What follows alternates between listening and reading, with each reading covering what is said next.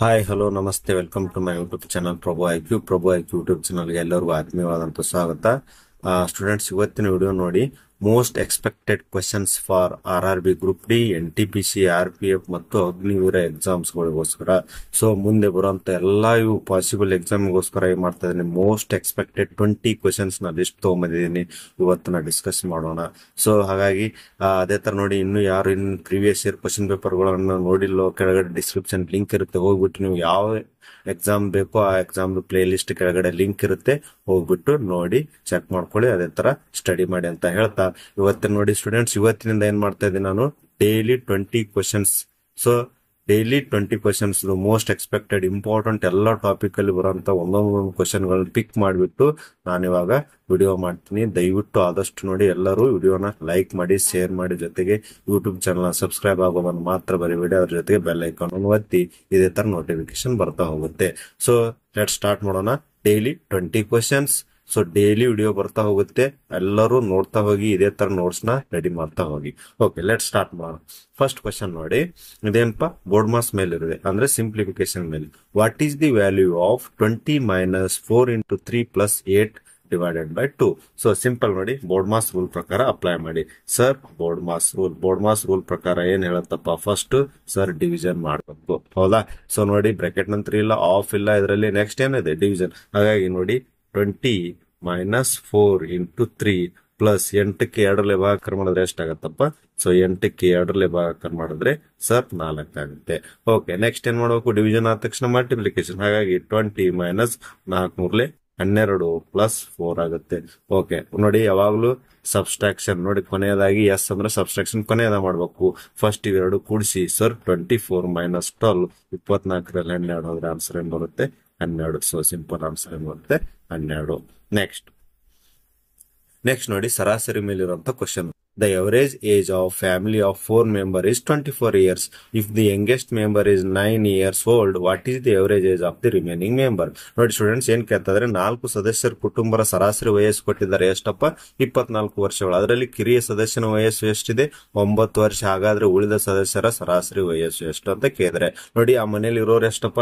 Total sir 4 ಜನ. So ಆ ಮನೇಲಿ ಇರೋರ ಸಂಖ್ಯೆ ಎಷ್ಟು? 4 ಜನ. ನೀವು ಏನ್ ಮಾಡಿ, ಪ್ರತಿಯೊಬ್ಬರು ಸರಾಸರಿ ವಯಸ್ಸು ಎಷ್ಟಪ್ಪ? ಸರ್ 24. ಹಾಗಾದ್ರೆ ಟೋಟಲ್ ಎಷ್ಟಾಗುತ್ತೆ? 24 ಅಂದ್ರೆ ಒಟ್ಟು ವಯಸ್ಸು ಎಷ್ಟಾಯ್ತು? Total age. So total age ಏನಾಯ್ತಪ್ಪ? 96 year ಆಯ್ತು. ಅದರಲ್ಲಿ ಏನಾಯ್ತದ್ರೆ, ಕಿರಿಯ ವ್ಯಕ್ತಿ ಅಂದ್ರೆ ಕಿರಿಯ ಮಗು ಇದ್ದಾನೆ, ಅವನ ವಯಸ್ಸು ಎಷ್ಟಿದೆ? 9 ವರ್ಷ. ಹಾಗಾದ್ರೆ ಉಳಿದ ಸದಸ್ಯರ ಎವರೇಜ್ ಕೇಳಿದಾರೆ. ಸಿಂಪಲ್ ಏನ್ ಮಾಡಿ, ಆ ಕಿರಿಯ ವಯಸ್ಸಿನ ವ್ಯಕ್ತಿಯ ವಯಸ್ಸನ್ನ ಮೈನಸ್ ಮಾಡಿ, ಉಳಿದವ್ರು ನಿಮ್ಗೆ ಸಿಗುತ್ತೆ. ಓಕೆ ಸರ್, 16ರಲ್ಲಿ 9 ಹೋದ್ರೆ ಎಷ್ಟಪ್ಪ? 7, 9ರಲ್ಲಿ 8 ಅಂದ್ರೆ ಉಳಿದವ್ರ ಸಂಖ್ಯೆ ಎಷ್ಟಾಯ್ತು? 87 ಜನ. ಇವ್ರು ಯಾರಪ್ಪ? 3 ಜನರ ಒಟ್ಟು ವಯಸ್ಸು. ಯಾಕೆ? 9 ವರ್ಷ ಕಿರಿಯ ವಯಸ್ಸಿನವನ್ನು ತೆಗೆದ್ವಿ. ಓಕೆ, ಈಗೇನ್ ಕೇಳ್ತಿದಾರೆ, ಹಾಗಾದ್ರೆ ಉಳಿದ ಸದಸ್ಯರ ಸರಾಸರಿ ಕಂಡಿಡಿದ್ರ, ಅಂದ್ರೆ ಉಳಿದವ್ರು ಎಷ್ಟ್ರಿ? 3 ಜನ. ಹಾಗಾಗಿ 87ಕ್ಕೆ /3 ಮಾಡ್ರಿ. 3 1 3 2 6 3 9 27, ಅಂದ್ರೆ ಸರಾಸರಿ ವಯಸ್ಸು ಎಷ್ಟಾಗುತ್ತೆ? 29 years. ಸೊ ಸರಾಸರಿ ವಯಸ್ಸು 20. ಸೊ ಸರಾಸರಿ ವಯಸ್ಸು ಎಷ್ಟಾಗುತ್ತೆ? 29 years. ಹಾಗಾಗಿ 3 ಜನರ ಉಳಿದವರ ಸರಾಸರಿ ವಯಸ್ಸು ಎಷ್ಟಾಗತ್ತಪ್ಪ? 29 ಆಗುತ್ತೆ. ನೆಕ್ಸ್ಟ್ ಸಿಂಪಲ್ ನೋಡಿ, ಇದು ಫ್ರಾಕ್ಷನ್ ಅಲ್ಲಿ ಇದೆ, ಭಿನ್ನರಾಶಿಗಳಲ್ಲಿ. If 2/3 of a number is 40, what is the 5/6 of the same number? ಒಂದು ಸಂಖ್ಯೆ 2 3 ಭಾಗ 40 ಆದರೆ ಅದೇ ಸಂಖ್ಯೆ 5 6 ಭಾಗ ಎಷ್ಟು ಅಂತ ಕೇಳ್ತಾ ಇದಾರೆ. ಸೊ ಒಂದು ಸಂಖ್ಯೆ ಇದೆ, ಗೊತ್ತಿಲ್ಲ ಸರ್, ನಾನೇನ್ ತಗೋತೀನಿ, ಸಂಖ್ಯೆ = ನಾನೇನ್ ಅನ್ಕೋತೀನಿ, x ಅಂತ ಅನ್ಕೋತೀನಿ. ಓಕೆ, ಈ ಸಂಖ್ಯೆಯ ಇಫ್ 2/3 ಆಫ್ ನಂಬರ್ ಅಂದ್ರೆ ಈ ಸಂಖ್ಯೆ x ನ 2/3 ಎಷ್ಟಾಗ್ತಾ ಇದೆ ಅಂತ ಇದ್ದಾನೆ ಅವನು, 40 ಇದೆ. ಹಾಗಾದ್ರೆ x ವ್ಯಾಲ್ಯೂ ಏನಾಗುತ್ತೆ? ಫಸ್ಟ್ 2/3 ಆ ಸೈಡ್ ಕಳೆದ್ರೆ ಏನಾಗುತ್ತೆ ಸರ್? ಉಲ್ಟಾ ಆಗುತ್ತೆ. So x = 40 × 3/2. ಓಕೆ, 2 1 2 20 23 ಎಷ್ಟು? 60. ಹಾಗಾದ್ರೆ ಆ x ಬೆಲೆ ಎಷ್ಟು ಬಂತ್ರಿ? ಈಗ 60 ಬಂತು. ಇಲ್ಲಿಗೆ ಫೈನಲ್ ಆನ್ಸರ್ ಅಲ್ಲ, ಬಟ್ ಕ್ವಶನ್ ಅಲ್ಲಿ ಏನ್ ಕೇಳಿದಾನೆ, ಈ ಬಂದ ಸಂಖ್ಯೆಯ ಎಷ್ಟು? 5/6 ಅನ್ನ ಕಂಡುಹಿಡಿ ಅಂತಿದ್ದಾನೆ. ಬಂದ ಸಂಖ್ಯೆಯ 5/6 ಅಂದ್ರೆ ಸರ್ 60ಗೆ 5/6 ಮಾಡಿ. ನೋಡಿ, 6 1 6 10 10 ಎಷ್ಟಾಗುತ್ತೆ? 50. ಸೊ ಆನ್ಸರ್ ಏನ್ ಬರುತ್ತೆ? 50. ಸೊ ಹಾಗಾಗಿ ನೋಡಿ, ಬಂದ ಸಂಖ್ಯೆಯ 5/6 ಅನ್ನ ಮಾಡಂದಿದ್ದಾನೆ. ಹಾಗಾದ್ರೆ 5/6 ಗುಣಾಕಾರ ಮಾಡಿ 10 50 ಆನ್ಸರ್ ಬರುತ್ತೆ. Next question number 4. If the price of an article is 800 after a 20% discount, what was its original price? ನೋಡಿ, ಒಂದು ವಸ್ತುವಿಗೆ ಏನ್ ಮಾಡಿದಾನೆ, 20% ರಿಯಾಯಿತಿ ನೀಡಿ 800 ರೂಪಾಯಿಗೆ ಮಾರಿದಾನೆ. ಹಾಗಾದ್ರೆ ಆ ವಸ್ತುವಿನ ನಮೂದಿಸಿದ ಬೆಲೆ ಅಂದ್ರೆ MRP ಅನ್ನ ಕೇಳ್ತಾ ಇದಾರೆ. ನೋಡಿ, ಏನೇನ್ ಕೊಟ್ಟಿದ್ದಾನೆ ಕ್ವಶನ್ ಅಲ್ಲಿ? ಸರ್, ಡಿಸ್ಕೌಂಟ್ ಕೊಟ್ಟಿದ್ದಾನೆ. ಎಷ್ಟಪ್ಪ? 20% ಡಿಸ್ಕೌಂಟ್. ಅದ್ರ ಜೊತೆಗೆ 800 ರೂಪಾಯಿಗೆ ಮಾರಿದ ಬೆಲೆ 800 ರೂಪಾಯಿ ಕೊಟ್ಟಿದ್ದಾನೆ. ಹಾಗಾಗಿ ನಿಮಗೆ ಏನ್ ಕೇಳ್ತಾ ಇದಾರೆ? MRP. ಸೊ ಸಿಂಪಲ್ ಏನ್ ಕೇಳ್ತಾರೆ? MRP ನ ನಮೂದಿಸಿದ ಬೆಲೆಯನ್ನು ಕೇಳ್ತಾ ಇದಾರೆ. ಓಕೆ ಸರ್, ಹೆಂಗೆ ಕ್ವಶನ್ ನೋಡಿ, SP = ನಮ್ಗೆ ಗೊತ್ತಿರ್ಬೇಕು ರೂಲ್ ಏನಾಗುತ್ತೆ, MRP ಇಂಟು ಡಿಸ್ಕೌಂಟ್ ಪರ್ಸೆಂಟೇಜ್. ಇದು simple formula. Okay sir, 20% discount ಅಂದ್ರೆ ಹೆಂಗ್ ಬರ್ಕೋತಿರಪ್ಪ? ಸೊ 100 ರೂಪಾಯಿ ಇರೋ ವಸ್ತುನ ಎಷ್ಟಕ್ಕೆ ಮಾರಿದಾನೆ ಅಂದಂಗಾಯ್ತು? 80 ರೂಪಾಯಿಗೆ ಮಾರಿದಾನೆ ಅಂದಂಗಾಯ್ತು. ಓಕೆ, ಪುಟ್ ಮಾಡಿ ವ್ಯಾಲ್ಯೂನ. SP ಅಂದ್ರೆ ಎಷ್ಟಿದಾವೆ? 800 ಇದೆ ಸರ್. MRP ನ ಕಂಡು ಹಿಡಿಬೇಕು. ಡಿಸ್ಕೌಂಟ್ ಎಷ್ಟಿದೆ? 80%. 80 ಡಿವೈಡೆಡ್ ಬೈ 100, 20% ಅಂದ್ರೆ. ಓಕೆ ನೋಡಿ, ಕಟ್ತಾ ನೋಡಿ, ಈ ಜೀರೋ ಹೋಯ್ತು. ನೋಡ್ರಿ, 8 ಒಂದ್ಲೆ 8, 10 80 ಅಂದ್ರೆ 100 ಆಯ್ತು. ಸೊ ಹಾಗಾಗಿ MRP = ಏನಾಗುತ್ತೆ? 100 ಗುಣಾಕಾರ 10 ಮಾಡ್ರಿ. ಆನ್ಸರ್ ಏನ್ ಬರುತ್ತೆ? 1000. ಸೊ ಆನ್ಸರ್ ಏನ್ ಬರುತ್ತೆ? 1000 ಏನಾಗುತ್ತೆ? ನಮೂದಿಸಿದ ಬೆಲೆ ಆಗುತ್ತೆ.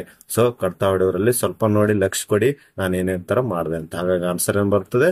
ಮೂಲ ಬೆಲೆ ಅದ್ರ ವಸ್ತುವಿನ ಎಷ್ಟಾಗುತ್ತೆ? MRP 1000. ನೆಕ್ಸ್ಟ್ ನೋಡಿ, the ratio of the age of A and B is 5:6. If the sum of their age is 55 years, what is the age of B ಅಂತ ಕೇಳ್ತಾರೆ. ನೋಡಿ, ಇದರಲ್ಲಿ ಅನುಪಾತ ಜೊತೆಗೆ ವಯಸ್ಸು ಎರಡು ಕೂಡ ಇದೆ. ಸೊ ಹಾಗಾಗಿ A ಮತ್ತು B ಯ ವಯಸ್ಸಿನ ಅನುಪಾತ ಕೊಟ್ಟಿದ್ದಾರೆ. ಸರ್, A ಮತ್ತು B ಯ ವಯಸ್ಸಿನ ಅನುಪಾತ 5:6. ಇದೇನ್ರಿ ಅಂದಾಜು. ಯಾವಾಗ ನೋಡ್ರಿ, ಅನುಪಾತ ಯಾವ್ದ್ರೆ ಅಂದಾಜು A 5 ಭಾಗ ಇದ್ರೆ B 6 ಭಾಗ ಇದೆ. ಅದರಲ್ಲಿ ವಯಸ್ಸಿನ ಮೊತ್ತ ಕೊಟ್ಟಿದ್ದಾರೆ. ಎಷ್ಟಪ್ಪ? 55 ವರ್ಷ. ಅಂದ್ರೆ ಇದು ಏನಾಯ್ತು? A ಪ್ಲಸ್ B ಇಬ್ರು ಕೂಡಿಸಿರೋ ವಯಸ್ಸು ಎಷ್ಟಾಗ್ತಾ ಇದೆ? 55 ವರ್ಷ. ಹಾಗಾದ್ರೆ B ಯ ವಯಸ್ಸು ಎಷ್ಟಂತ ಕೇಳ್ತಿದ್ರ? ಹಾಗಾದ್ರೆ ನೀವು ಏನ್ ಮಾಡಿ, ಅನುಪಾತನ ಕೂಡಿಸಿ ಸರ್.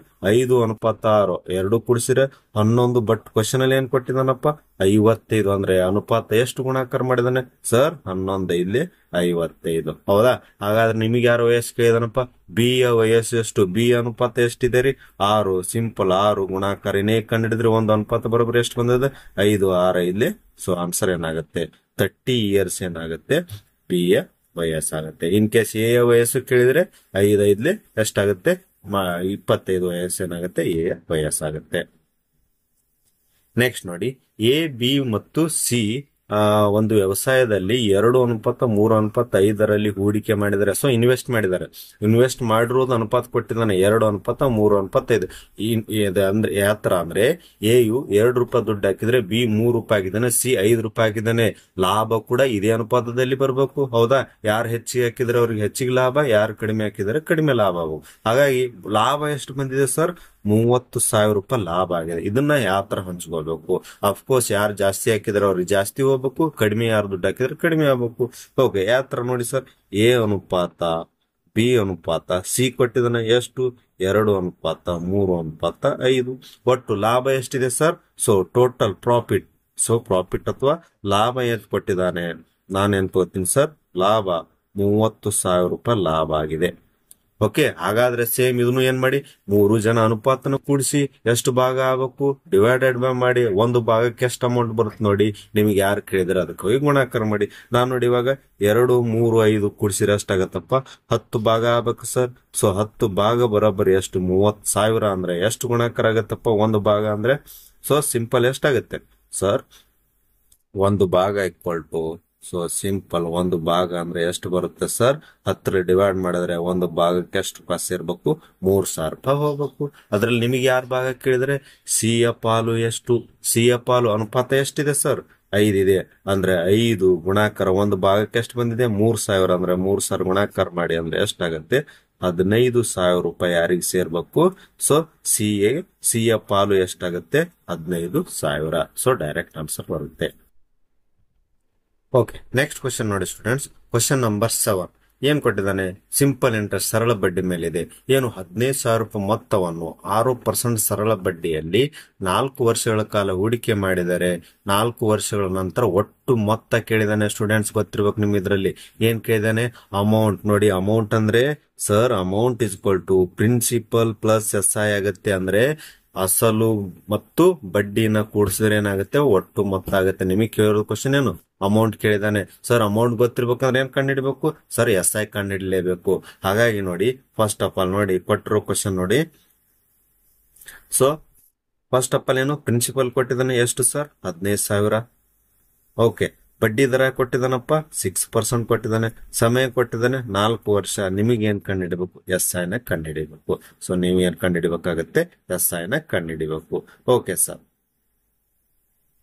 ಓಕೆ, ಸೊ ನೋಡಿ sir, SI is equal to formula ಹಾಕಿ PTR ಡಿವೈಡೆಡ್ ಬೈ 100. ಪ್ರಿನ್ಸಿಪಲ್ ಎಷ್ಟಿದೆ ಸರ್, 15,000. ಸೊ ಸಮಯ 4 ವರ್ಷ, ಬಡ್ಡಿ ದರ 6 ಡಿವೈಡೆಡ್ ಬೈ 100 ಗುಣಾಕಾರ ಮಾಡಿ ಭಾಗಾಕಾರ ಮಾಡಿ 0 ಹೋಯ್ತು. ಉಳಿತೇನಪ್ಪ ಸರ್, 15 4 60, 600 ಗುಣಾಕಾರ 6 ಅಂದ್ರೆ ಎಷ್ಟಾಗತ್ತೆ, 3,600. ಸೊ ಏನ್ ಬಂತಪ್ಪ, ಸರಳ ಬಡ್ಡಿ ಬತ್ರಿ ಇದು 3,600 ರೂಪಾಯಿ ಸರಳ ಬಡ್ಡಿ. ಬಟ್ ಕ್ವಶನ್ ಅಲ್ಲಿ ಏನ್ ಕೇಳಿದಾನೆ, what is the total amount after 4 years ಅಂದ್ರೆ ಒಟ್ಟು ಮೊತ್ತ ಗೊತ್ತಿರ್ಬೇಕು. So total amount equal to principal plus SI ಆಗುತ್ತೆ.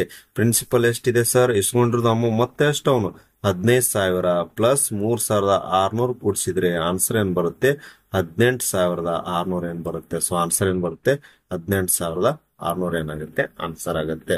ಲಕ್ಷದಲ್ಲಿ ಇರ್ಬೇಕು. ಮೊತ್ತ ಕೇಳಿದಾನೆ ಅಂದ್ರೆ ಅವನು ಅಸಲು ಜೊತೆಗೆ ಬಡ್ಡಿ ಜೊತೆ ಕೂಡಿ ಕೇಳಿದಾನೆ. 3,600 ಬಂದಿರೋದೇನ್ರಿ, ಅದು ಬಡ್ಡಿ, ಅದ್ರ ಜೊತೆಗೆ ಅಸಲನ್ನು ಕೂಡಿಸಿದ್ರೆ 18,600 ಆಗುತ್ತೆ. ಓಕೆ, ನೆಕ್ಸ್ಟ್ ಕ್ವಶನ್ ನೋಡಿ. ದ ಪಾಪ್ಯುಲೇಷನ್ ಆಫ್ ಟೌನ್ ನೋಡಿ, ಇದು ಪರ್ಸೆಂಟೇಜ್ ಮೇಲೆ ಇರುವಂತ ಕ್ವಶನ್, ಪ್ರತಿಶತ ಮೇಲೆ. ಒಂದು ಹಳ್ಳಿ ಇದೆ, ಅಲ್ಲಿ ಹಳ್ಳಿಯ ಜನಸಂಖ್ಯೆ ಕೊಟ್ಟಿದ್ದಾನೆ ಎಷ್ಟು, 50,000.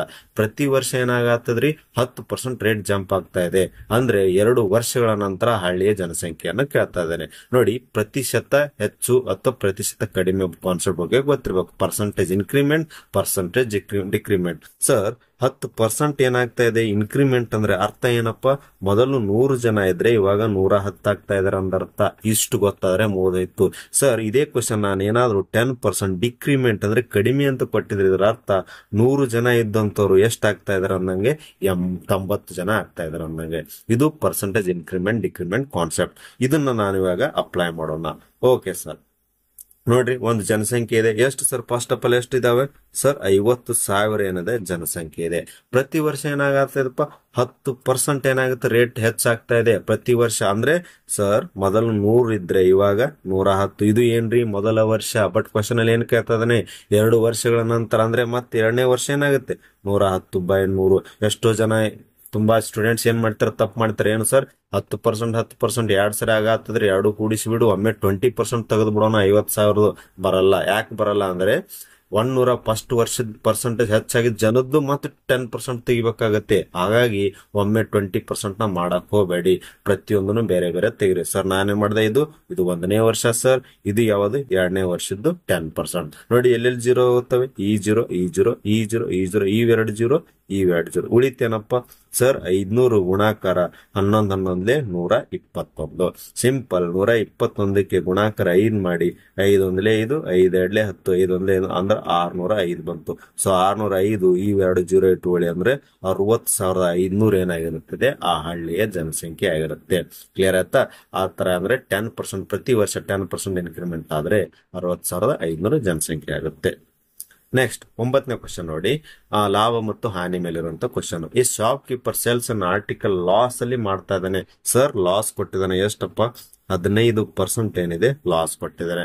ಎಷ್ಟಕ್ಕೆ ಸೆಲ್ಲಿಂಗ್ ಪ್ರೈಸ್, ಮಾರಿದ ಬೆಲೆ ಕೊಟ್ಟಿದ್ದಾನೆ ಎಷ್ಟಪ್ಪ, 850. ಹಾಗಾದ್ರೆ ನಿಮಗೆ ಏನ್ ಕೇಳ್ತಾ ಇದ್ದಾನೆ, ಕಾಸ್ಟ್ ಪ್ರೈಸ್ ಅಂದ್ರೆ ಕೊಂಡ ಬೆಲೆನ ಕೇಳ್ತಾ ಇದ್ದಾನೆ. ಸೊ 15% ಲಾಸ್ ಅಂದ್ರೆ ನೋಡಿ ಗೊತ್ತಿರ್ಬೇಕು, ಇವೆಲ್ಲ ಬಹಳ ಇಂಪಾರ್ಟೆಂಟ್ ಇದಾವೆ.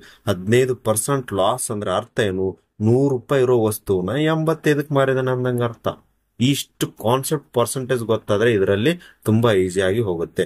ಓಕೆ ಸರ್, ಅಪ್ಲೈ ಮಾಡಿ. ಸರ್ ಇವಾಗ SP is equal to formula ಏನಾಗುತ್ತೆ, CP into loss percentage sir. Okay, SP ಮಾರಿದ ಬೆಲೆ ಕೊಟ್ಟಿದ್ದಾನೆ ಎಷ್ಟಪ್ಪ, 850. CP ಕಂಡು ಹಿಡಿಬೇಕು ಸರ್. 28 15% ಲಾಸ್ ಅಂದ್ರೆ ಹೆಂಗ್ ಬರ್ಕೋತೀರ ಸರ್, 100 ರೂಪಾಯಿ ಇರೋ ವಸ್ತುನ ಎಷ್ಟಕ್ಕೆ ಮಾರ್ತಾ ಇದ್ದಾನೆ, 85ಕ್ಕೆ. ನೋಡ್ರಿ ಪಾಸಿಬಲ್ ಎಲ್ಲೆಲ್ಲದೋ ಕಟ್ತಾ ಬಿಡ್ರಿ. ನಾನು ನೋಡಿ ಡೈರೆಕ್ಟ್ 85 ಒಂದ್ಲೆ 85 10ಲೆ ಅಂದ್ರೆ CP ಇಸ್ ಈಕ್ವಲ್ ಟು 100 ಆ ಸೈಡ್ ತಗೋರಿ, 100 ಇಂಟು 10 ಆಗುತ್ತೆ. ಅಂದ್ರೆ ಗುಣಾಕಾರ ಮಾಡಿದ್ರೆ ಆ ವಸ್ತುವಿನ ಅಂದ್ರೆ ಮೂಲ ಬೆಲೆ ಎಷ್ಟಿರುತ್ತೆ ಅಂದ್ರೆ 1,000. ಸೊ ಲಕ್ಷದಲ್ಲಿ ಇರ್ಲಿ. ಹಾಗಾಗಿ ನೋಡಿ CP = ಏನಾಗುತ್ತೆ 1,000. ಸೊ ಅದಕ್ಕೆ ನೋಡಿ 1,000 ರೂ ವಸ್ತುನ 850ಕ್ಕೆ ಮಾರನಂತೆ ಅವನಿಗೆ ಏನಾಗಿದೆ 15% ಏನಾಗಿದೆ ಲಾಸ್ ಆಗಿದೆ. ಓಕೆ, ನೆಕ್ಸ್ಟ್ 10 ಕ್ವಶನ್ ನೋಡಿ. Question number 10. A car travels two 40 kilometre in 4 hours. What is the speed in metre per second? Metre per second ನಲ್ಲಿ ವೇಗ ಕೇಳ್ತಾ ಇದ್ದಾನೆ. ಒಂದು ಕಾರ್ ಏನ್ ಮಾಡ್ತಾ ಇದೆ 4 ಗಂಟೆಯಲ್ಲಿ 240 ಕಿಲೋಮೀಟರ್ ದೂರ ಕ್ರಮಿಸಿದಾನೆ. ಸೊ ಸಿಂಪಲ್ ಗೊತ್ತಿರಬೇಕು, metre per second kilometre per hour ನ ಕನ್ವರ್ಷನ್. ನೋಡಿ ಸ್ಟೂಡೆಂಟ್, ನಾನು ಇವಾಗಲೇ ಹೇಳ್ತಾ ಇದೀನಿ, ಕಿಲೋಮೀಟರ್ ಪರ್ ಅವರ್ ಇಂದ ಮೀಟರ್ ಪರ್ ಸೆಕೆಂಡ್ ಗೆ ಹೋಗ್ಬೇಕಂದ್ರೆ ಸರ್ ಗುಣಾಕಾರ 5/18 ಮಾಡಬೇಕು. ಅದೇ ಮೀಟರ್ ಪರ್ ಸೆಕೆಂಡ್ ದಿಂದ ಕಿಲೋಮೀಟರ್ ಪರ್ ಅವರ್ ಗೆ ಹೋಗ್ಬೇಕಂದ್ರೆ ಇದ್ರ ಉಲ್ಟಾ 18/5 ಮಾಡ್ಬೇಕು. ಇದು ಲಕ್ಷದಲ್ಲಿ ಇರಲಿ. ಓಕೆ, ಈಗ ಅಪ್ಲೈ ಮಾಡೋಣ. ಸೊ ಲಾಜಿಕ್ ನ okay sir, first of all ನೋಡಿ, ನಿಮಗೇನ್ ಕೇಳಿದಾರೆ? ಸ್ಪೀಡ್ ಅನ್ನ ಕೇಳಿದ್ದಾರೆ. ಸರ್ ಸ್ಪೀಡ್ = ಫಾರ್ಮುಲಾ ಗೊತ್ತಿರಬೇಕು, distance divided by time. So distance ಏನಾಗುತ್ತಪ್ಪ ಸರ್? ಎಷ್ಟು ಕಿಲೋಮೀಟರ್? 440 ಕಿಲೋಮೀಟರ್ ಹೋಗಿದ್ದಾನೆ. ಡಿವೈಡೆಡ್ ಬೈ ಸಮಯ ಎಷ್ಟಿದೆ ಸರ್? ಟೈಮ್ ಎಷ್ಟಿದೆಪ್ಪ? 4 hours ಇದೆ. ನೋಡಿ 4 1 4 6 ಇದೊಂದು 0 ಅಂದ್ರೆ ಎಷ್ಟಾಯ್ತು ಆನ್ಸರ್? 16 ಕಿಲೋಮೀಟರ್ ಪರ್ ಅವರ್ ಬಂತು. ಬಟ್ ಕ್ವಶನ್ ಅಲ್ಲಿ ನಮಗೆ 16 ಕಿಲೋಮೀಟರ್ ಪರ್ ಅವರ್ ಅಲ್ಲಿ ಕೇಳಿಲ್ಲ. ಆಪ್ಷನ್ ಬೇಕಿದ್ರೆ ನೋಡಿ, ಮೀಟರ್ ಪರ್ ಸೆಕೆಂಡ್ ಇದೆ ಅಂದ್ರೆ ಅಫ್ಕೋರ್ಸ್ ಇದನ್ನ ಏನ್ ಮಾಡ್ಬೇಕು? ಕನ್ವರ್ಷನ್ ಮಾಡ್ಬೇಕು. ಕನ್ವರ್ಷನ್ ಅಂದ್ರೆ ಕಿಲೋಮೀಟರ್ ಪರ್ ಅವರ್ ಇಂದ ಮೀಟರ್ ಪರ್ ಸೆಕೆಂಡ್. ಕನ್ವರ್ಷನ್ ಗೆ ಫಸ್ಟ್ ಗೆ ಹೇಳಿದೆ ಏನ್ ಗುಣಾಕಾರ ಮಾಡ್ಬೇಕು ಸರ್? 5/18. ಓಕೆ, 60 × 5/18 ಏನಾಗುತ್ತೆ? ಈಗ ಇದು ಏನಾಗುತ್ತೆ? ಮೀಟರ್ ಪರ್ ಸೆಕೆಂಡ್ ಆಗಿ ಕನ್ವರ್ಟ್ ಆಗುತ್ತೆ. ಈಗ ಮೀಟರ್ ಪರ್ ಸೆಕೆಂಡ್ ಆಗುತ್ತೆ. ನೋಡಿ ಪಾಸಿಬಲ್ ಎಲ್ಲ ಕಟ್ತಾ ಬಿಡ್ರಿ ಸರ್. 6 × 10 = 60, 6 × 3 = 18 ಅಂದ್ರೆ ಎಷ್ಟಾಯ್ತು? 50/3 ಮೀಟರ್ ಪರ್ ಸೆಕೆಂಡ್ ಬರುತ್ತೆ. 50/3 ಮೀಟರ್ ಪರ್ ಸೆಕೆಂಡ್. ಓಕೆ ನೋಡಿ, 50/3 metre per second of course point ಅಲ್ಲಿ ಬರುತ್ತೆ. ಇರೋದು ಒಂದೇ ಪಾಯಿಂಟ್ ಅಂದ್ರೆ ಆನ್ಸರ್ ಏನಾಗುತ್ತೆ? 16.66 ಮೀಟರ್ ಪರ್ ಸೆಕೆಂಡ್. ಸರ್ ನಮ್ಗೆ ಡಿಟೇಲ್ ಆಗಿ ಹೇಳಿ ಅಂದ್ರೆ 50ಕ್ಕೆ 3 ಭಾಗಾಕಾರ ಮಾಡಿ. ಸರ್ 3 1 3 ಎಷ್ಟು ಉಳಿತು? 20. ಸರ್ 3 6 18, 2 ಉಳಿತು, ಪಾಯಿಂಟ್ ಕೊಟ್ಟು 0 ತೋಯ್ತಾರ. 16.66. ಆನ್ಸರ್ ಏನ್ ಬರುತ್ತೆ? 16.66 ಮೀಟರ್ ಪರ್ ಸೆಕೆಂಡ್. ಮತ್ತು ಬಿ ಜೊತೆಗೂಡಿ ಕೆಲಸ ಮಾಡಿದ್ರೆ ಆ ಕೆಲಸ ಎಷ್ಟು ದಿನ ಮುಗಿಯತ್ತದ್ರಿ? 12 ದಿನದಲ್ಲಿ. ಅದೇ ಎ ಒಬ್ಬನೇ ಕೆಲಸವನ್ನು ಮುಗಿಸಿದ್ನಂದ್ರೆ 20 ದಿನ ಮುಗಿಸ್ತಾನೆ. ಹಾಗಾದ್ರೆ ಬಿ ಒಬ್ಬನೇ ಎಷ್ಟು ದಿನದಲ್ಲಿ? ನೋಡಿ ಯಾವ ತರ ಬರ್ಕೋಬೇಕು ಸರ್? ನೋಡಿ ಎ ಮತ್ತು ಬಿ ಇಬ್ಬರು ಜೊತೆಗೂಡಿ ಮಾಡಿದ್ರೆ ಆ ಕೆಲಸ ಎಷ್ಟು ದಿನದಲ್ಲಿ ಆಗ್ತಾ ಇದೆಯಪ್ಪ? 12 ಡೇಸ್ ಸರ್. ಅದೇ ಈ ಕೆಲಸನ ಎ ಒಬ್ಬನೇ ಮಾಡಿದ್ರೆ, ಹಾಗಾದ್ರೆ ಎ ಒಬ್ಬನೇ ಈ ಕೆಲಸ ಮಾಡಿದ್ರೆ ಎಷ್ಟು ದಿನ ತಗೋತಾ ಇದ್ದಾನೆ? 20. ಸೊ ಇದ್ರಲ್ಲಿ ಸಿಂಪಲ್ ಏನ್ ತಗೋಬೇಕು ಸರ್? ನಾವು ಲಸ ಒಟ್ಟು ಕೆಲಸ ಎಷ್ಟಿದೆ ಅಂತ ಇಮ್ಯಾಜಿನೇಷನ್ ಮಾಡಿಸೋಗೋಸ್ಕರ ಏನ್ ಮಾಡ್ಬೇಕು? ಲಸನ ತಗೋತೇವೆ. ಲಸ ಇಸ್ ನಥಿಂಗ್ ಬಟ್ 12 ಮತ್ತು 20 ಎರಡು ಭಾಗ ಹೋಗಂತದ ಒಂದು ಸಂಖ್ಯೆನ ತಗೋಬೇಕು. ಏನ್ ತಗೋತೀರಾ ಸರ್? ಸೊ ನಾನು ಇವಾಗ ಏನ್ ತಗೋತೀನಿ? 60 ತಗೋತೀನಿ. ಇದು ಏನು? Total work. ನಾನೇನು ಕನ್ಸಿಡರ್ ಮಾಡಿದೆ? ಟೋಟಲ್ ವರ್ಕ್ ಅಂತ ನಾನು ಕನ್ಸಿಡರ್ ಮಾಡಿದೆ. ಓಕೆ ಸರ್, ಹಾಗಾದ್ರೆ ಎ ಮತ್ತು ಬಿ 60 ಕೆಲಸ ಮಾಡಕ್ 12 ದಿನ ತಗೊಂಡ್ರೆ ಒಂದ್ ದಿನಕ್ಕೆ ಎಷ್ಟು ತಗೋತಾರಪ್ಪ? ಎಷ್ಟಲೇ 60ಕ್ಕೆ 12 ಭಾಗಾಕಾರ ಮಾಡಿ ಸರ್. 5 10 ಅಂದ್ರೆ ಒಂದ್ ದಿನಕ್ಕೆ ಇವ್ರಿಬ್ರು ಎಷ್ಟು ಕೆಲಸ ಮಾಡ್ತಾರೆ? 5 ಕೆಲಸನ ಮಾಡ್ತಾರ. ಅದೇ ತರ ಬಿ ಏನ ಎಫಿಷಿಯನ್ಸಿ ನೋಡಿ, ಒಬ್ಬನೇ ಕೆಲಸ ಮಾಡ್ತಾ ಇದ್ದಾನೆ. 60 ಕೆಲಸನ 20 ದಿನದಲ್ಲಿ ಮಾಡ್ತಾ ಇದ್ದಾನೆ. ಅಂದ್ರೆ ಒಂದ್ ದಿನದಲ್ಲಿ ಅಂದ್ರೆ 60ಕ್ಕೆ 20 ಭಾಗಾಕಾರ ಮಾಡಿದ್ರೆ ಸರ್ 3 ಬಂತು. ಅಂದ್ರೆ ಒಂದ್ ದಿನಕ್ಕೆ ಎಷ್ಟು ಕೆಲಸ ಮಾಡ್ತಾನೆ? ಸೊ 3 ಕೆಲಸ ಮಾಡ್ತಾನೆ. ಹಾಗಾದ್ರೆ ನಿಮಗ್ ಕ್ವಶನ್ ಅಲ್ಲಿ ಏನ್ ಕೇಳಿದಾನೆ? ಬಿ ಒಬ್ಬನೇ ಅದೇ ಕೆಲಸನ ಮುಗಿಸಲು ಎಷ್ಟು ದಿನಗಳನ್ನು ತಗೋತಾನೆ? ನೋಡ್ರಿ, ಇಬ್ರು ಜೊತೆಗೂಡಿ ಮಾಡಿದ್ರೆ 5 ಕೆಲಸ ಮಾಡತ್ತ. ಅದ್ರಾಗ ಏನ್ ಒಬ್ಬಂದಿ ಕೆಪಾಸಿಟಿ ಎಷ್ಟದ? 3. ಅಂದ್ರೆ ಅಫ್ಕೋರ್ಸ್ ಬಿ ಕೆಪಾಸಿಟಿ ಎಷ್ಟಾಗತ್ತೆ ಸರ್? ಬಿ ಒಂದ್ ದಿನಕ್ಕೆ 2 ಮಾಡ್ತಾನೆ. ಹೌದಲ್ಲ? ನೋಡಿ, ಇಬ್ರು ಜೊತೆಗೂಡಿ ಮಾಡಿದ್ರೆ ಎಷ್ಟು ದಿನ ತಗೋತಾರೆ? 5 ದಿನ. ಅದ್ರಾಗ ಎ ಕೆಪಾಸಿಟಿನೇ 3 ಇದೆ. ಅಂದ್ರೆ ಬಿ ಕೆಪಾಸಿಟಿ ಎಷ್ಟಾಗುತ್ತೆ? 2. ಅಂದ್ರೆ ಬಿ ಎಫಿಷಿಯನ್ಸಿ ಸಿಕ್ತು ನಿಮ್ಗೆ ಎಷ್ಟು ಸರ್? ಬಿ ಒಂದ್ ದಿನಕ್ಕೆ 2 ಕೆಲಸ ಮಾಡ್ತಾನೆ. ಬಟ್ ಟೋಟಲ್ ಇವ್ರದ್ ಕೆಲಸ ಎಷ್ಟಿದೆಪ್ಪ? 60. ಹಾಗಾದ್ರೆ 60 ಡಿವೈಡೆಡ್ ಬೈ 2 ಮಾಡಿ ಅಂದ್ರೆ ಎಷ್ಟು ಬರುತ್ತೆ? 30 ದಿನಗಳನ್ನ ಏನ್ ತಗೋತಾನ ಬಿಯು ಈ ಕೆಲಸವನ್ನು ಕಂಪ್ಲೀಟ್ ಮಾಡಲು? 30 ದಿನವನ್ನು ತಗೋತಾನೆ. Next, in a right angle triangle, ಒಂದು ಲಂಬಕೋನ ತ್ರಿಭುಜ ಅದ. ಅದ್ರೊಳಗಡೆ the length of 2 perpendicular sides are 9 centimetre and 12 centimetre. What is the length of the hypotenuse? ನೋಡಿ, ಒಂದು ಲಂಬಕೋನ ತ್ರಿಭುಜ ಇದೆ ಸರ್. ಇದಕ್ಕೇನಂತಾರೆ? ಲಂಬಕೋನ ತ್ರಿಭುಜ. ಇದರ ಎಂಗಲ್ ಎಷ್ಟಿರುತ್ತೆ? ಕೋನ 90 ಡಿಗ್ರಿ ಇರುತ್ತೆ. ನೋಡಿ, ಯಾವಾಗ್ಲೂ ಇದಕ್ಕೆ ಏನಂತ ಕರೀತಾರೆ? ಈ ಸೈಡ್ ಹೈಪೋಟೆನಸ್, ಈ ಸೈಡ್ ಗಳಿಗೆ ಏನಂತ ಕರೀತಾರೆ? ಲಂಬಕೋನದ ಏನಂತ ಪರ್ಪೆಂಡಿಕ್ಯುಲರ್ ಸೈಡ್ಸ್ ಅಂತ ಕರೀತಾರೆ. ಗೊತ್ತಿರಬೇಕು. ಓಕೆ, ಏನ್ ಕೇಳ್ತಾ ಇದ್ದಾನೆ ಸರ್ ಇವನು?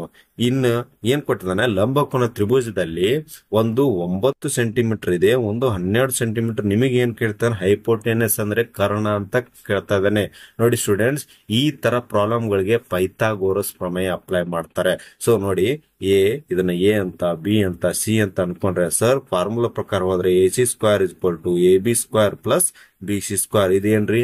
ಪೈಥಾಗೋರಸ್ ಪ್ರಮೇಯ. ಇದನ್ನ ಅಪ್ಲೈ ಮಾಡ್ಬಿಟ್ಟು ಕಂಡು ಹಿಡಿಬಹುದು. ಸೊ ಇಷ್ಟು ಮಾಡುವಂತ ಅವಶ್ಯಕತೆ ಇಲ್ಲ. ಇದಕ್ಕೆ ಸರ್ ಟ್ರಿಕ್ಸ್ ಏನಪ್ಪಾ ಅಂದ್ರೆ, ಇದಕ್ಕೆ ಟ್ರಿಕ್ ಅಂದ್ರೆ ಏನು? ಟ್ರಿಪ್ಲೆಟ್ಗಳ ಬಗ್ಗೆ ಐಡಿಯಾ ಇರಬೇಕು. ಏನ್ ಸರ್ ಟ್ರಿಪ್ಲೆಟ್ ಅಂದ್ರೆ? ಟ್ರಿಪ್ಲೆಟ್ ಅಂದ್ರೆ ತ್ರಿವಳಿಗಳು ಅಂತ ಕರೀತಾರೆ, ಟ್ರಿಪ್ಲೆಟ್. ಸೊ ಇದ್ರ ಬಗ್ಗೆ ಐಡಿಯಾ ಇರ್ಬೇಕು. ಏನ್ ಸರ್ ಟ್ರಿಪ್ಲೆಟ್? ಯಾವಾಗ್ಲೂ ಒಂದು ಲಂಬಕೋನ ತ್ರಿಭುಜದ ನೋಡ್ರಿ, ಒಂದು ಲಂಬಕೋನ ತ್ರಿಭುಜ ತಗೊಂಡ್ರೆ ಅದರದ ನೋಡ್ರಿ ಟ್ರಿಪ್ಲೆಟ್ 3, 4, 5 ಇದು ವರ್ಕ್ ಆಗುತ್ತೆ. ಏನ್ ಸರ್? 3, 4, 5 ಇವು ಟ್ರಿಪ್ಲೆಟ್. ನೋಡಿ ಈ ರೇಷೋದಲ್ಲೇ ಇರುತ್ತೆ.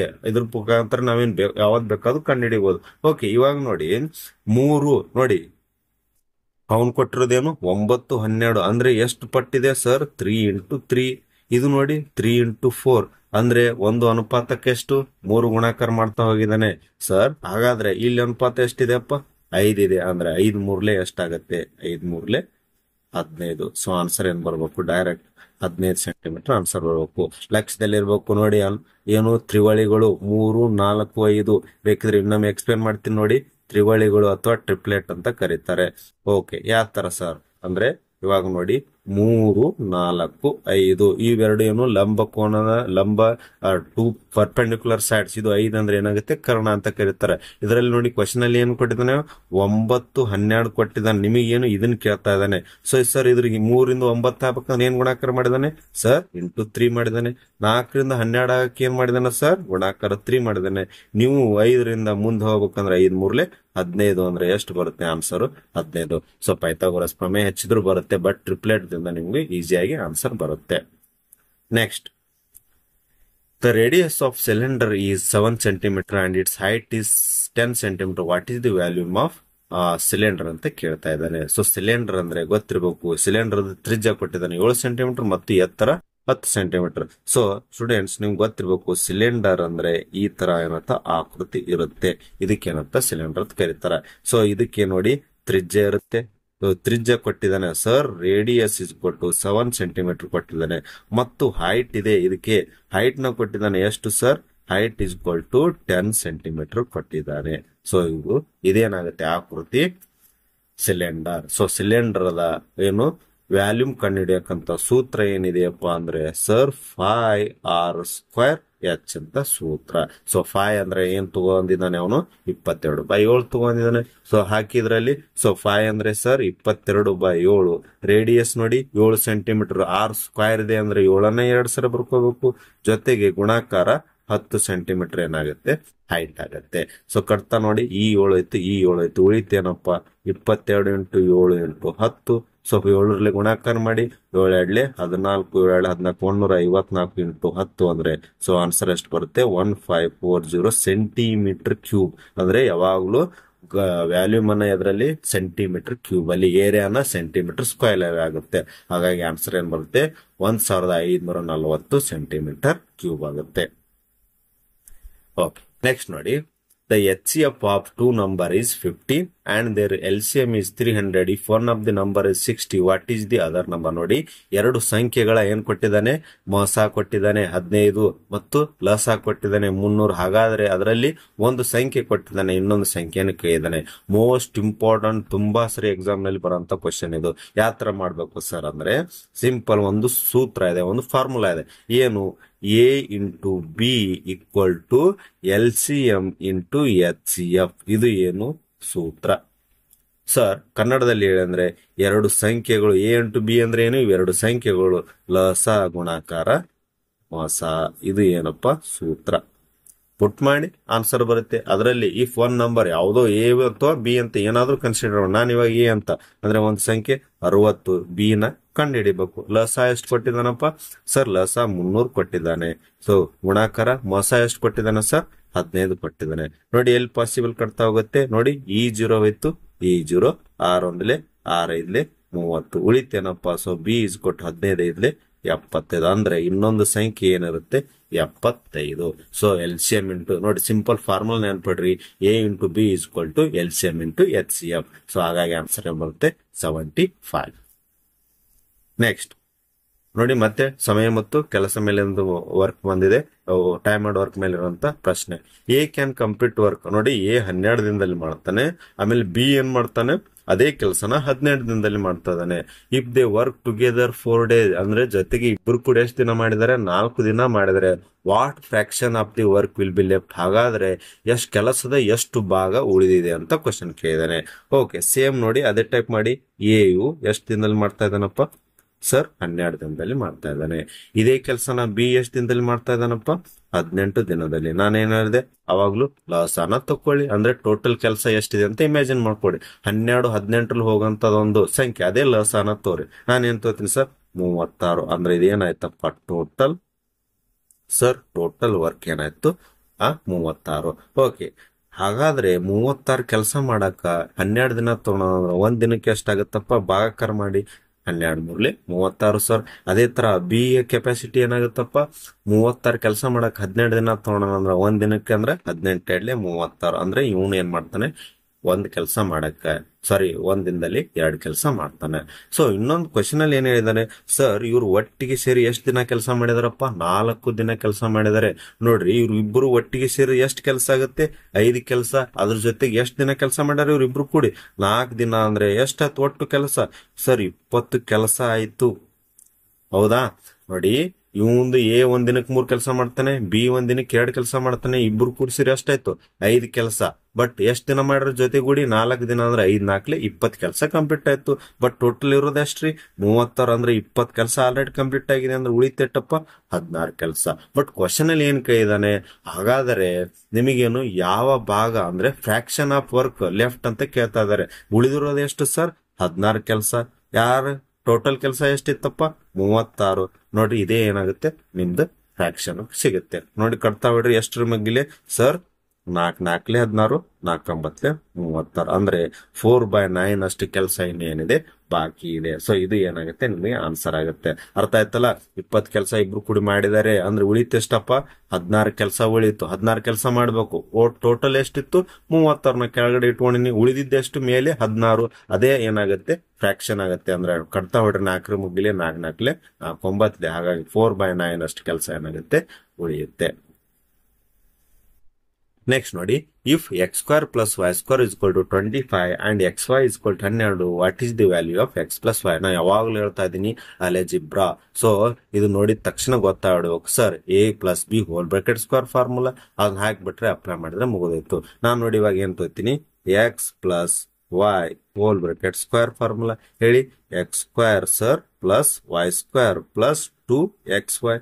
ನೋಡಿ ಸಿಂಪಲ್. ನಿಮಗೆ ಏನ್ ಕೇಳಿದಾನೆ x + y ನ ವ್ಯಾಲ್ಯೂನ ಕೇಳಿದಾನೆ.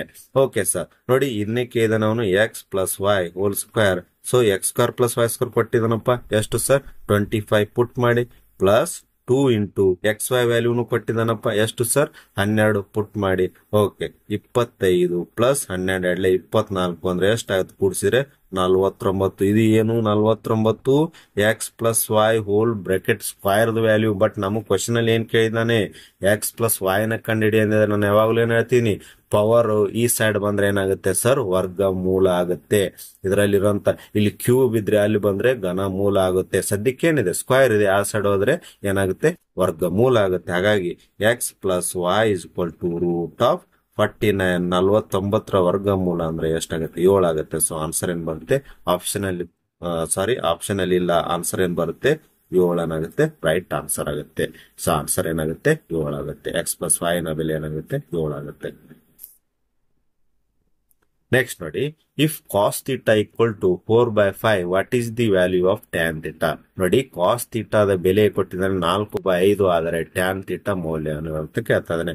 ನಿಮ್ಗೆ ನೋಡಿ ಎಲ್ಲರಿಗೂ ಗೊತ್ತಿರಬೇಕು ಟ್ರಿಗ್ನೋಮೆಟ್ರಿ ವರ್ಕ್ ಆಗೋದು ಲಂಬಕೋನ ತ್ರಿಭುಜದ ಮೇಲೆ. ಸರ್ ಇದು ನೋಡಿ 90 ಡಿಗ್ರಿ ಇರುತ್ತೆ, ಇದೇನಿರುತ್ತೆ θ ಅಂತ ವ್ಯಾಲ್ಯೂ ಇರುತ್ತೆ. ಸರ್ ಇದು ನೋಡಿ ಯಾವಾಗಲೂ ಲಂಬ, ಇದು ಆಧಾರ, ಇದು ಕರ್ಣ. ಇದ್ರ ಮೇಲೆ ಏನಾಗುತ್ತೆ ಸೈನ್ ಕಾಸ್ ಟ್ಯಾನ್ ಎಲ್ಲ ವರ್ಕ್ ಆಗುತ್ತೆ. ಯಾವ ತರ ಸರ್ ನಿಮಗೊಂದು ಇವತ್ತು ಸಿಂಪಲ್ ಟ್ರಿಕ್ ಹೇಳ್ತೀನಿ. ಏನಂದ್ರೆ ಲಾಲ್ ಡಿವೈಡೆಡ್ ಬೈ ಕಕ್ಕ. ಇದನ್ನ ಸಿಂಪಲ್ ಟಾಪಿಕ್ ನ ನೆನಪಿಟ್ಕೊಂಡ್ಬಿಡಿ. ಏನ್ ಸರ್, ಲಾಲ್ ಡಿವೈಡೆಡ್ ಬೈ ಕಕ್ಕ ಅಂತ ನೆನಪಿಟ್ಕೋರಿ. ಏನ್ ಸರ್ ಇದ್ರ ಮೀನಿಂಗ್ ಅಂದ್ರೆ, ಸೊ ನಿಮ್ಗೆ ಏನಾದ್ರು ಸೈನ್ ತೀಟಾ ಅಂದ್ರೆ ಕೇಳಿದ್ರೆ ನೋಡಿ, ಈ ಫಸ್ಟ್ನೇ ಪೋರ್ಷನ್ ಏನ್ ಹೇಳುತ್ತೆ, ಸೊ ಈ ಫಸ್ಟ್ನೇ ಪೋರ್ಷನ್ ಏನ್ ಹೇಳುತ್ತೆ ಅಂದ್ರೆ ಸೈನ್ ತೀಟಾ ಬಗ್ಗೆ ಹೇಳುತ್ತೆ. ಹೆಂಗೆ ಸರ್, ಸೈನ್ ತೀಟಾ ಅಂದ್ರೆ ಲಂಬ ಡಿವೈಡೆಡ್ ಬೈ ಕರ್ಣ. ಸೊ ಲಂಬ ಡಿವೈಡೆಡ್ ಬೈ ಕರ್ಣ. ನೋಡಿ, ಈ ಲಂಬ ಡಿವೈಡೆಡ್ ಬೈ ಕರ್ಣ ಅಂದ್ರೆ ಏನಾಗುತ್ತೆ ಮೀನಿಂಗು ಸೈನ್ ತೀಟಾ. ಅದೇ ತರ ಕಾಸ್ ತೀಟಾ ಅಂದ್ರೆ ಏನು sir, Aadhaar divided by Karna. ನೋಡಿ, ಎರಡನೇದು ಏನ್ ಹೇಳುತ್ತೆ, ಆಧಾರ ಡಿವೈಡೆಡ್ ಬೈ ಕರ್ಣ. ಇದು ಎದು ಹೇಳುತ್ತೆ, ಸೈನ್ ತೀಟಾದ ಹೇಳುತ್ತೆ. ಅದೇ ತರ ಸರ್ ಟ್ಯಾನ್ ತೀಟಾದ ಹೇಳ್ರಿ ಅಂದ್ರೆ ಏನಾಗುತ್ತೆ, ಲಂಬ ಡಿವೈಡೆಡ್ ಬೈ ಆಧಾರ. ಇಷ್ಟು ಗೊತ್ತಾದ್ರೆ ನಿಮ್ಗೆ ಆನ್ಸರ್ ಬಂದ್ಬಿಡುತ್ತೆ. ಇದು ಏನು, ಲಾಲ್ ಡಿವೈಡೆಡ್ ಬೈ ಕಕ್ಕ ಅಂತ ನೆನ್ಪಿಡಿದು ಟ್ರಿಕ್. ಓಕೆ ಸರ್, ಇವಾಗ ನಮಗೆ ಏನ್ ಕ್ವಶನ್ ಕೇಳಿದಾನೆ. ಓಕೆ ನೋಡಿ, ಇವಾಗ ನೋಡಿ, ಇದನ್ನ ನಿಮ್ಗೆ ಅರ್ಥ ಆಯ್ತು ಅಂತ ನೋಟ್ ಮಾಡ್ಕೊಳ್ಳಿ. ಇದ್ರ ಬಗ್ಗೆ ನಿಮ್ಗೆ ಸೈಡ್ ಅಲ್ಲಿ ತುಂಬಾ ಹೆಲ್ಪ್ ಆಗುತ್ತೆ. ಓಕೆ ಸರ್, ಕ್ವಶನ್ ಅಲ್ಲಿ ನೋಡಿ, ಏನು ಲಂಬಕೋನ ತ್ರಿಭುಜ ಸರ್ ಇದು. ಓಕೆ, ಲಂಬಕೋನ ತ್ರಿಭುಜ. ಓಕೆ, ಇದ್ರಲ್ಲಿ ನೋಡಿ ಲಂಬಕೋನ ತ್ರಿಭುಜ ಇದು ಇರುತ್ತೆ. ಇಲ್ಲಿ ಏನಿರುತ್ತೆ, ತೀಟಾ ಇರುತ್ತೆ. ಅದ್ರಲ್ಲಿ ಏನ್ ಕೊಟ್ಟಿದ್ದಾನೆ, cos theta. Sir cos theta ಅಂದ್ರೆ ಲಾಲ್ ಬೈ ಹೇಳ್ಬೇಕು. ಏನ್ ಬರುತ್ತೆ ಕಾಸ್ ತೀಟಾ ಅಂದ್ರೆ, ನೋಡಿ ನಾನೇನ್ ಹೇಳಿದೆ, ಲಾಲ್ ಡಿವೈಡೆಡ್ ಬೈ ಕಕ್ಕ. ಅದ್ರೊಳಗಡೆ ಏನಾಗುತ್ತೆ, ಎ ಬೈ ಕೆ ಅಂದ್ರೆ ಏನು, ಆಧಾರ ಅಂದ್ರೆ ಎ ಬೈ ಕೆ ಅಂದ್ರೆ ಇದನ್ನೇ ಏನ್ ಕೊಟ್ಟಿದ್ದಾನೆ ವ್ಯಾಲ್ಯೂ ಸರ್, 4/5 ಕೊಟ್ಟಿದ್ದಾನೆ. ಅಂದ್ರೆ ಆಧಾರ ಅಂದ್ರೆ 4 ಆಯ್ತಪ್ಪ, ಕರ್ಣ ಅಂದ್ರೆ 5 ಆಯ್ತು. ನಿಮ್ಗೆ ಯಾವಾಗ್ಲೂ ಹೇಳಿ ತ್ರಿವಳಿಗಳು ಅಂದ್ರೆ ಅಫ್ಕೋರ್ಸ್ ಏನ್ ಬರ್ಬೇಕು, 3 ಬರ್ಬೇಕು ಸರ್, 3 ಬರ್ಬೇಕು. ಕ್ಲಿಯರಾ, ಇಷ್ಟು ಬರ್ಕೊಂಡ್ರಿ. ಓಕೆ, ನೆಕ್ಸ್ಟ್ ನಿಮಗೆ ಏನ್ ಕೇಳಿದಾನೆ ಕ್ವಶನ್ ಅಲ್ಲಿ, ಸರ್ ನಮಗೆ ಏನ್ ಕಂಡಿಡಿದ, ಟ್ಯಾನ್ ತೀಟಾ ವ್ಯಾಲ್ಯೂನ ಕಂಡಿಡ್ರಿ. ಟ್ಯಾನ್ ತೀಟಾ ಮತ್ತೆ ಲಾಲ್ ಡಿವೈಡೆಡ್ ಬೈ ಕಕ್ಕ ಏನ್ ಹೇಳುತ್ತೆ, tan theta value sir L/A ಅಂತ ಹೇಳುತ್ತೆ. ಹೌದಾ, ಸಿಂಪಲ್, ಅದನ್ನ ಅಪ್ಲೈ ಮಾಡಿ. ಹಾಗಾದ್ರೆ ಲಂಬ ಇದ್ರ ಪ್ರಕಾರ ಏನಾಗುತ್ತೆ, ಲಂಬ ಸರ್ ಲಂಬ ಅಂದ್ರೆ ಎಷ್ಟು, 3, ಆಧಾರ ಅಂದ್ರೆ ಎಷ್ಟಪ್ಪ, 4. ಸೊ ಹಾಗಾಗಿ ಆನ್ಸರ್ ಏನ್ ಬರುತ್ತೆ, 3/4 ಏನಾಗುತ್ತೆ ಆನ್ಸರ್ ಬರುತ್ತೆ.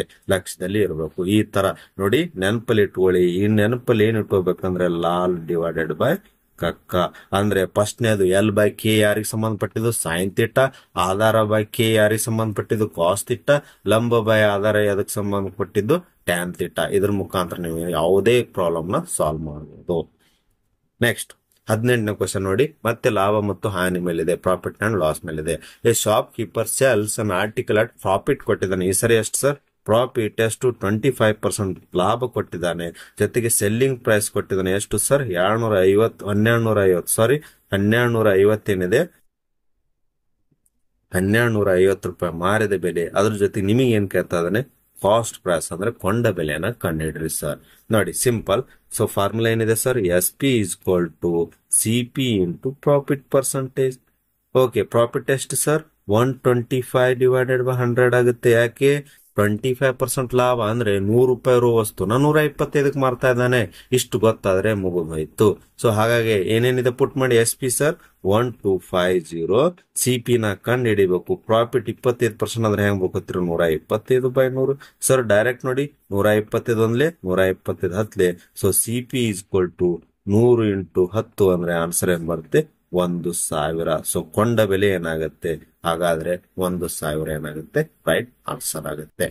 2 ಟ್ರೈನ್ ಇದಾವೆ ಸರ್, ನಾನು ಇದು 1 ಅನ್ಕೋತೀನಿ, ಇದು 1 ಟ್ರೈನ್ ಅನ್ಕೋತೀನಿ ಸರ್. ಇದು ಎಷ್ಟಿದೆ ಸರ್, 120 ಮೀಟರ್ ಉದ್ದ ಇದೆ. ಇದು ಎಷ್ಟಿದೆಪ್ಪ, 180 ಮೀಟರ್ ಇದೆ. ಎರಡು ಏನಾಗ್ತಾ ಇದಾವೆ, ಅಪೋಸಿಟ್ ದಿಕ್ಕಿನಲ್ಲಿ ಬರ್ತಾ ಇದ್ದೇವೆ.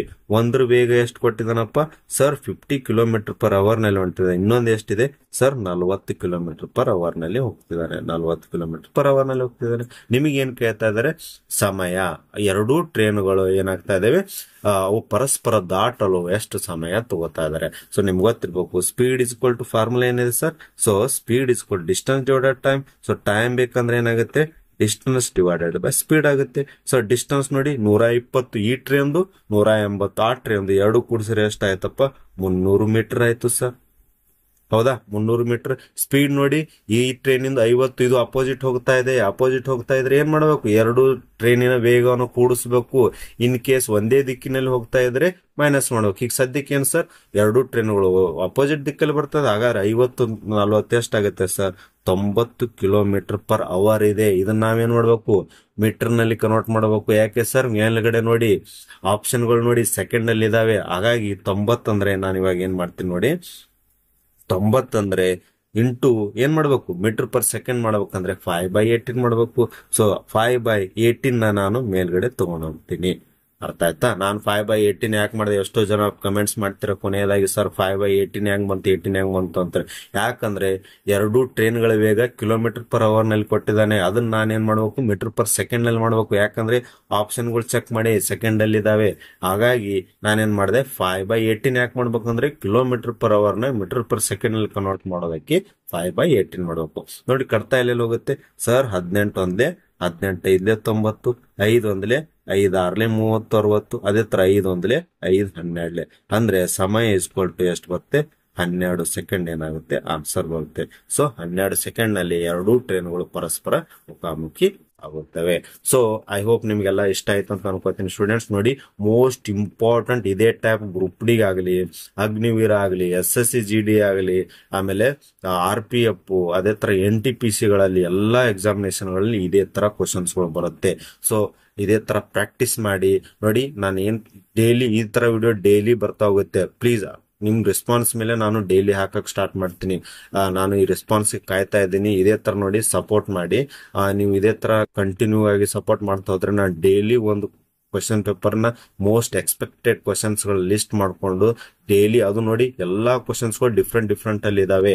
ಒಂದೊಂದು 2 ಟಾಪಿಕ್ ಬಂದಿದ್ದಾವೆ. ಹಾಗಾಗಿ ಪ್ರತಿ ದಿನ ಒಂದು ವಿಡಿಯೋ ತಗೊಂಡ್ಬರ್ತೀನಿ. ನಿಮ್ ರೆಸ್ಪಾನ್ಸ್ಗೋಸ್ಕರ ನಾನು ಕಾಯ್ತಾ ಇದ್ದೀನಿ. ಇದೇ ತರ ಸಪೋರ್ಟ್ ಮಾಡಿದ್ರೆ ನಾನು ಡೈಲಿ ಒಂದು ವಿಡಿಯೋ ಹಾಕ್ತೀನಿ 20 ಕ್ವಶನ್ಸ್. ಸೊ ಹಾಗಾಗಿ ಇದೇ ತರ ನೋಡಿ, ಪ್ಲೀಸ್ ದಯವಿಟ್ಟು ವಿಡಿಯೋನ ಲೈಕ್ ಮಾಡಿ, ಶೇರ್ ಮಾಡಿ, ಜೊತೆಗೆ ಯೂಟ್ಯೂಬ್ ಚಾನಲ್ ನ ಇನ್ನೂ ಯಾರು ಸಬ್ಸ್ಕ್ರೈಬ್ ಆಗಿಲ್ಲ ಸಬ್ಸ್ಕ್ರೈಬ್ ಆಗಿ ಅಂತ ಹೇಳ್ತಾ, ನೆಕ್ಸ್ಟ್ ವಿಡಿಯೋದಲ್ಲಿ ಮತ್ತೆ ನಾಳೆ ವಿಡಿಯೋದಲ್ಲಿ ಮತ್ತೆ 20 ಕ್ವಶನ್ಗಳೊಂದಿಗೆ ಮೀಟ್ ಆಗ್ತೀನಿ. Thank you so much. Have a nice day.